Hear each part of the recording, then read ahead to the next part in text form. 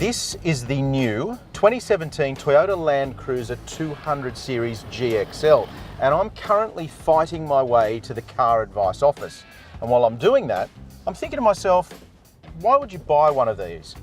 And the answer is surprisingly simple. It's because you're insane. Now let me show you why.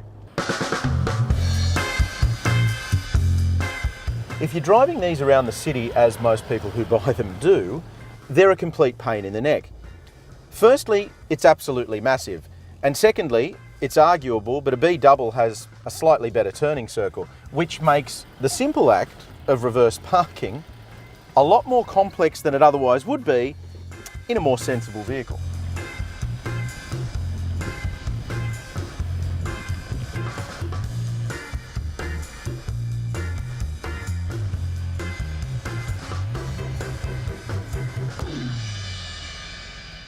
Now, I'm no mathematician, but I reckon it takes about an extra 2 minutes to park this 200 series compared to a normal car. So if you park your vehicle 3 times a day and you extrapolate that out, that means that you're going to waste 40 days over 20 years of ownership.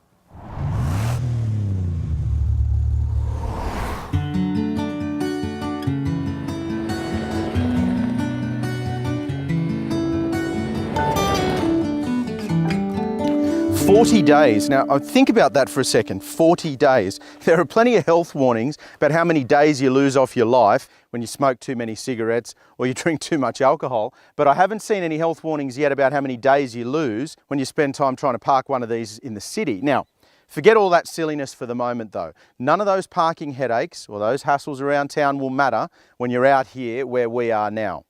And this, behind me, this is the reason you buy a Toyota LandCruiser, because what I'm about to do, I'm going to drive this 200 series from down here, right the way up to the top of that hill there. You can't see the finish point, and it's almost too steep to walk up this hill, very, very steep. What I'm going to do now is just wander up the top to have a look, see how washed out it is, because I haven't driven it for a while. The LandCruiser's twin-turbo diesel V8 punches out 200 kilowatts and 650 newton meters and is an absolute powerhouse. It's one of the great V8 engines.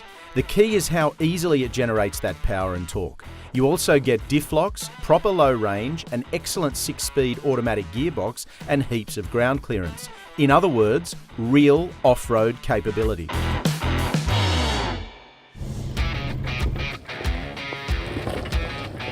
And that's why it crawls up this rocky, rutted, loose track so easily. The throttle pedal is incredibly easy to modulate, so it responds nicely to inputs. It's not too sharp, which is really important. The 200 series never touches down. It's got heaps of ground clearance and it never bottoms out on any of these ruts. The steering, which seems really doughy and lifeless around town, makes a lot of sense off-road because it responds nicely to inputs as well. The 6-speed automatic makes a huge difference as well. It's good. What I've done is I've switched into low range and I've got the center diff lock, and the gearbox is just doing a perfect job of what you need it to do off-road. The reality is that you'd have to switch to something really, really compromised, something that's awful to drive day to day on road, like a Jeep Wrangler or a 70 series LandCruiser, to find something that's more capable than this 200 series off-road.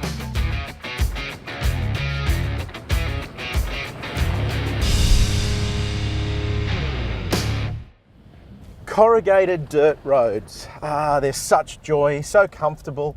You just want them to keep going on. And if any of you have toured around Australia on dirt, you'll know that's why some of them you feel like you need a kidney belt and a mouth guard.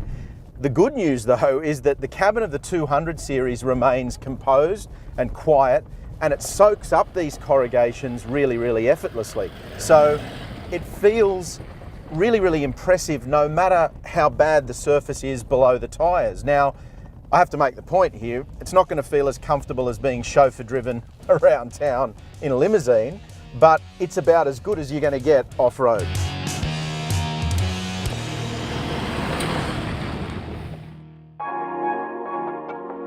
Have a look at how much room there is back here, and there'd want to be, because the 200 series is a whopper, but it's here in the second row especially that some of that external dimension starts to make a lot of sense. Now, that's my driving position there, and look how much room I've got, heaps. Sitting up nice and high, great visibility. And in reality, The only upper large SUV that can compete with this is a Land Rover Discovery. So if you need a proper second row, or a proper third row for that matter, it's really only this when it comes to providing what you need for the family. Now, the third row seats don't fold up quite as cleverly as we'd like, but you can remove them all together, and then that gives you plenty of room for fridges, swags, camping gear, or anything that you need for the kids. This is a huge four-wheel drive inside the cabin.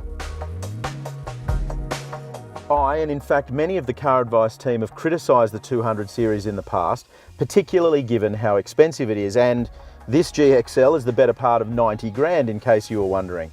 But when you think about it, you're not actually paying for a latest generation infotainment system or fancy electronic seat adjustments. What you're paying for is a bulletproof four-wheel drive system and a V8 turbo diesel engine that will get you out of trouble in remote areas all the time. Plus, you're paying for a nationwide dealer network that means if you need your LandCruiser serviced in a country town anywhere in Australia, there's likely to be a Toyota dealer there to help you out. And none of the European SUVs can offer that peace of mind. I love these things, always have. And if your budget can stretch far enough, the 200 series is still the ultimate LandCruiser. In some ways, the engine alone is worth the price of admission, but they are too big, especially around town. Too big and too impractical. And that's probably why you see so many Prados on the road around town now. See this stuff? Dirt. And to off-roaders around Australia, it's like powdered gold. The LandCruiser legend is forged in the dirt, the rocks and the sand of the most remote parts of our continent. And if you want to get out and explore outback Australia, the real Australia, remote areas where you wouldn't take a normal four-wheel drive and you want to do it in some luxury, there's only one four-wheel drive to choose. This one.